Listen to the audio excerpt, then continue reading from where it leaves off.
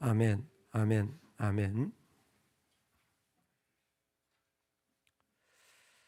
오직 사람마다 자기의 죄로 말미암아 죽을 것이니라. 여러분, 지혜로운 신앙인은 나의 죄에 집중합니다. 그게 지혜로운 거예요. 다른 사람의 허물과 죄를 묵상하지 마시기 바랍니다. 지혜로운 신앙인은 나의 죄악을 살펴보는 거예요. 그럴 때에 하나님의 능력과 은혜가 나오는 거예요. 여러분, 다른 사람을 이긴다고 능력이 나오지 않습니다. 다른 사람보다 더 나아진다고 능력이 나오지 않아요. 나의 허물과 악함을 살펴볼 때에 비로소 그 사람을 통하여 역사하시는 거예요. 그게 진짜 하나님의 권세입니다. 할렐루야. 우리에게 그 은혜가 있기를 원합니다. 아멘. 그럼에도 우리가 살아가다 보면 사람들과 같이 살아가게 돼요. 자꾸 사람들과 부딪히게 됩니다. 이 모양 저 모양으로 정말 별의별 사람들이 있잖아. 이 땅에 정말 어떻게 하나님 그렇게 다양하게 만드셨는지 별의별 사람들이 다 있어요. 여러분, 그때에 우리의 마음을 이렇게 하면 좋겠어요. 암 치료 방법을 권합니다. 사람을 만날 때에는요, 자꾸 암 치료 방법을 구해요. 저는 깜짝 놀랐어요. 처음 저희 형수님을 모시고 암센터에 갔는데 이미 암이 어느 정도 커졌다길래 빨리 수술해야 되는 줄 알았어요.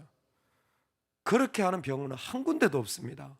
암 치료의 첫 번째는 암 크기가 크다면 일단은 줄이는 거예요. 그래서 약물 치료부터 하는 거예요. 약물 치료를 해가지고 얘가 줄어들 때까지 줄여요.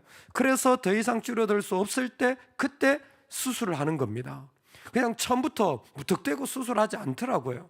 근데 거의 모든 암이 다 유사하더라고요. 항상 크기를 줄여 나가야 됩니다. 여러분, 사람들을 만날 때 그 사람을 향하여 미움의 감정과 싫음과 어려움들이 있잖아요. 그러다 보면 그 주변이 다 싫어요. 그 사람 친구도 싫고 그 사람 부모도 싫고 그 사람 자식도 싫어요. 근데 뭐예요? 자꾸 줄여 나가야 돼요. 자꾸 떼내야 돼요. 그 가족은 가족대로 떼고 아이는 아이대로 떼고, 심지어 줄여 나가다 보면요, 그 사람도 이런 건 또 괜찮네, 이런 건 또 아름답네. 근데 뭐예요? 미운 부분이 있어요. 그래서 뭐예요? 좋은 부분은 떼요. 그럼 뭐예요? 자꾸 작아지는 거예요. 자꾸 작게 만들어야 돼요. 누군가를 향해 실망한 것이 있습니까? 여러분, 작게 만드는 지혜가 있기를 소망합니다. 하나님 우리에게 은혜를 주셔가지고 누군가를 향하여 낙담이 될 때 뭐예요? 그걸 자꾸 작게 만들면, 자꾸 떼내면 하나님 결국 그 안에 그 일을 하나님이 이루시는 거죠. 우리가 할 일은 작게 만드는 거예요. 오늘 아마시아 왕이 등장합니다. 남쪽에 아버지가 요아스예요. 북쪽에도 왕 이름이 요아스인데 그 남쪽 요아스의 아들이 아마시아가 왕이 됐어요. 29년을 다스렸는데 대단히 오래 다스렸죠. 근데 아버지가 신하들에 의해서 배신해서 죽었어요.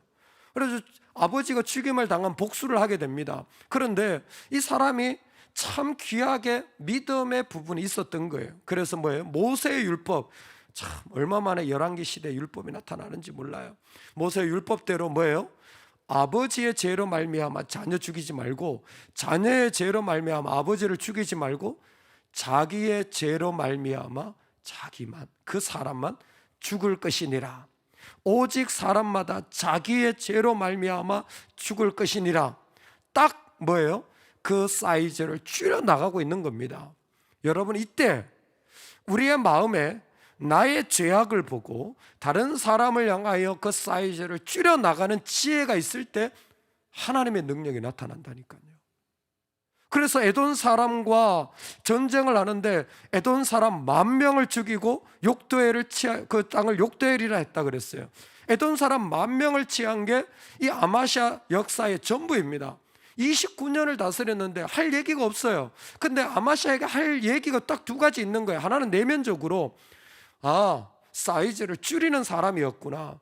정말 보기 싫은데, 정말 미운데 뭐예요? 이 사람한테 가면 뭐예요? 사이즈가 작아지는 거예요. 자꾸 작아지는 거예요. 자꾸 작아져서 어느 날 보니까 안 보여. 얼마나 귀한 사람입니까? 얼마나 귀한 마음입니까? 그 일을 통하여서, 그런 내면의 자리를 통하여서 하나님 역사하신 게 뭐냐면 에돔 사람 10,000명을 승리할 수 있었다는 거예요. 여러분, 우리가 은혜가 있으면요, 하나님의 역사하심이 있으면요, 우리가 세상을 다스릴 수 있습니다. 그런데 내 안에 하나님의 은혜가 없으면 세상의 다스림을 받게 돼요. 세상이 우리를 전부 흔들어 버리게 돼요. 세상이 난리가 나도요, 내가 하나님의 은혜와 능력으로 채워지면 세상을 이길 수 있습니다. 그 증거가 에돔 사람 10,000명을 죽였다는 거예요. 여러분 혹시 기억할지 모르는데 북이스라엘은 강했어요. 남유다는 약했습니다. 얼마나 약했냐? 군사가 10,000명밖에 안 돼요. 이미 아버지 때 군사가 10,000명밖에 안 됐어요. 그러니까 10,000명에다 10,000명으로 싸운 겁니다. 사실 이러면 전쟁이 비겁비겁 해야 되는 거 아니에요? 근데 뭐예요? 하나님이 은혜를 주셔서 이미 에돔을 이길 수 있도록 인도하셨다라는 것입니다. 이게 힘으로 한 게 아니라 하나님이 그 자리를 허락해 주신 거예요. 할렐루야. 여러분 그게 축복이잖아요. 그게 축복이잖아요. 뒤를 딱 돌아봤는데 2주밖에 안 남았어요. 50주가 다 지나갔는데 하나님이 나를 여기 세우신 것도 은혜라고 고백할 수 있는 사람. 왜 그럴까요? 얼마나 실망된 부분이 많아요. 얼마나 힘든 부분이 많아요. 얼마나 어려운 부분이 많아요. 그런데 뭐예요? 그런 건 그 사람한테 가면 줄어들어요. 그 사람한테 가면 작아져요. 그리고 하나님 베푸신 은혜와 말씀이 강같이 흘러가는 거예요. 그게 얼마나 더 큰지.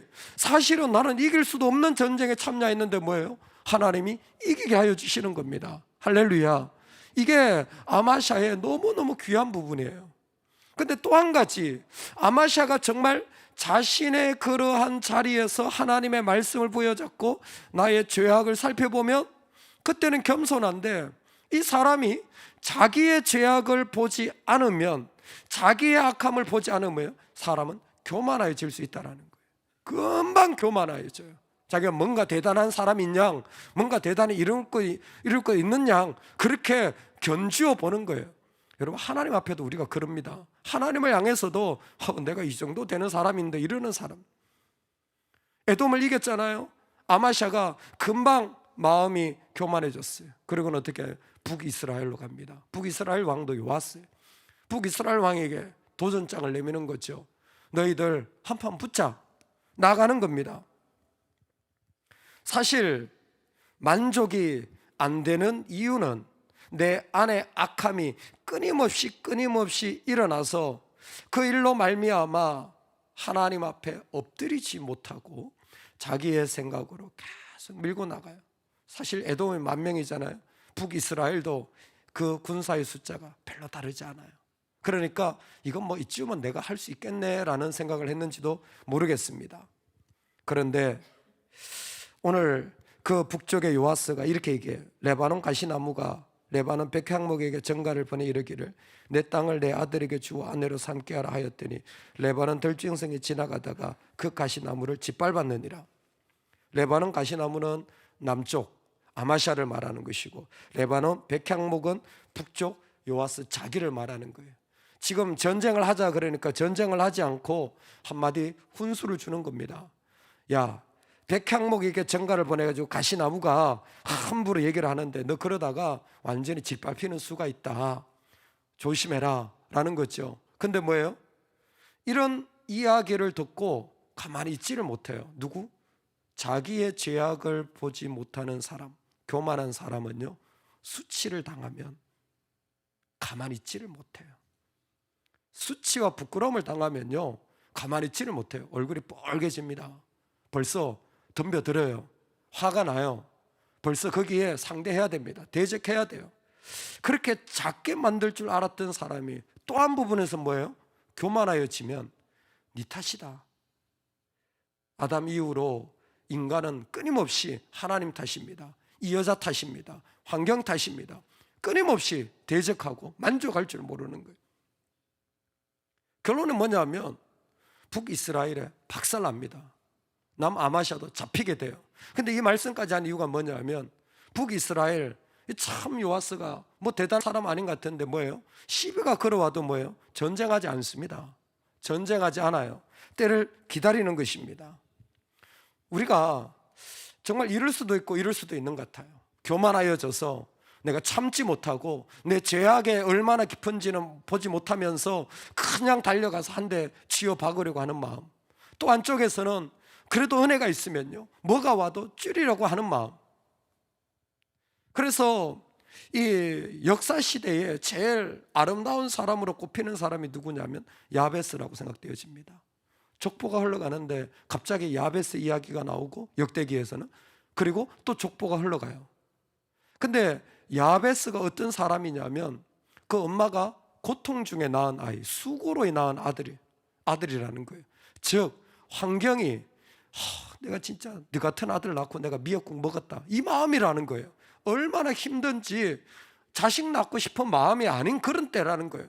그러니까 얘는 태어나면서부터 뭐예요? 축복을 받은 게 아니라 어떻게 보면 정말 내가 왜 태어났나 이런 생각을 가지고 태어났을 그런 아이라는 거예요. 그런데 야베스가 뭐합니까? 내게 복을 더하사 나의 지경을 넓히시고, 핵심 하나예요. 여러분, 복을 구할 뿐만이 아니라 복의 그릇이 돼야 돼요. 복을 구할 뿐만 아니라 복의 그릇이 돼야 되는 거예요. 자기는 아무런 복이 있는 집안이 아니에요. 부모 자체가 나를 그렇게 기쁘게 여기지 않았고 자기 환경 자체가 정말 그런 우호적인 환경이 아니에요. 그런데도 뭘 기도해요? 하나님, 내가 복의 그릇이 되게 해주세요. 하나님, 무엇을 주시든지 내가 그걸 담을 수 있는 복의 그릇이 되게 해주세요. 할렐루야. 그게 축복인 거예요. 어떤 게 다가오더라도 하나님의 복의 그릇이 되어질 때에 그 사람은 이 땅에 아름다운 하나님의 통로가 되어지는 겁니다. 여러분, 오늘 이 아침을 맞이하면서 우리 마음에 정말 두 가지만큼 분명히 보면 좋겠어요. 어떠십니까? 여러분, 우리 안에 들어오면 악한 것, 힘든 것 작아집니까? 아니면 더 커집니까? 여러분, 그것들이 들어오면 나에게서 사라집니까? 아니면 더 시끄럽게 만듭니까? 우리 안에서는 작아질 수 있기를 소망합니다. 더불어서 여러분, 내 죄악을 볼 줄 아는 지혜로 절대 교만하지 마세요. 하나님 어떤 거 맡기시고 하나님 나한테 말씀하시고 어떤 자리에 있을 때요, 조금이라도 여러분 거기에 내 생각 들어가지 않도록, 어차피 썩어버릴 인생 뭐 그 대단하다고 그거 가지고 능력 안 일어나요. 그 결코 사람 살리지 못하니까 교만하지 마세요. 다만 기도하십시오. 어떻게? 하나님, 저는 복이 없습니다. 저한테 능력이 없습니다. 무슨 죄일에 능력이 있겠습니까? 그러나 당신이 주신다면 그릇은 되게 하여 주옵소서. 그릇은 되게 하여 주옵소서. 여러분, 종작이 되지 마세요. 조그만 간장 그릇 되지 마세요. 그냥 조금만 보면 막 차고 넘쳐가지고 막 난리가 나요. 조금만 뭐 하면 그냥 막 난리. 그러지 마세요. 정말 그릇이 좀 크면 좋겠어요. 그래서 무엇이라도 다 부을 수 있는, 무엇이라도 다 들어갈 수 있는 우리 그런 복의 그릇 되기를 간절히 축원합니다.